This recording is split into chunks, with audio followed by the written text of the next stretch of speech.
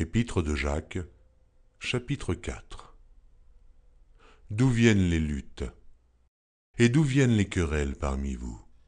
N'est-ce pas de vos passions qui combattent dans vos membres? Vous convoitez, et vous ne possédez pas.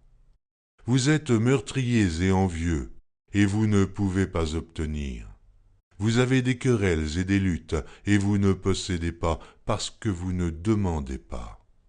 Vous demandez, et vous ne recevez pas, parce que vous demandez mal, dans le but de satisfaire vos passions. Adultères que vous êtes. Ne savez-vous pas que l'amour du monde est inimitié contre Dieu?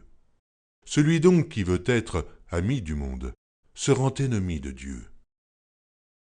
Croyez-vous que l'Écriture parle en vain? C'est avec jalousie que Dieu chérit l'Esprit qu'il a fait habiter en nous. Il accorde au contraire une grâce plus excellente. C'est pourquoi l'Écriture dit « Dieu résiste aux orgueilleux, mais il fait grâce aux humbles. Soumettez-vous donc à Dieu, résistez au diable, et il fuira loin de vous.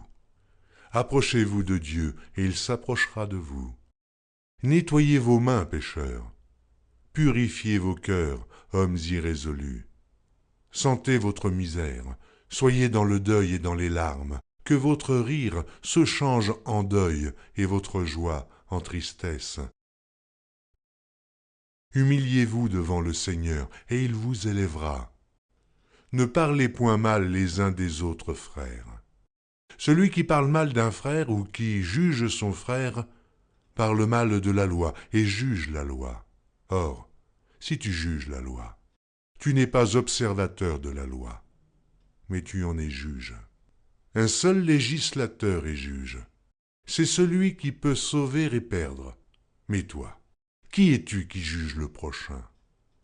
À vous maintenant qui dites « Aujourd'hui ou demain nous irons dans telle ville, nous y passerons une année, nous trafiquerons et nous gagnerons. » Vous qui ne savez pas ce qui arrivera demain, car qu'est-ce que votre vie? Vous êtes une vapeur qui paraît pour un peu de temps et qui ensuite disparaît. Vous devriez dire au contraire « Si Dieu le veut, nous vivrons et nous ferons ceci ou cela. » Mais maintenant, vous vous glorifiez dans vos pensées orgueilleuses. C'est chose mauvaise que de se glorifier de la sorte. Celui donc qui sait faire ce qui est bien et qui ne le fait pas, commet un péché.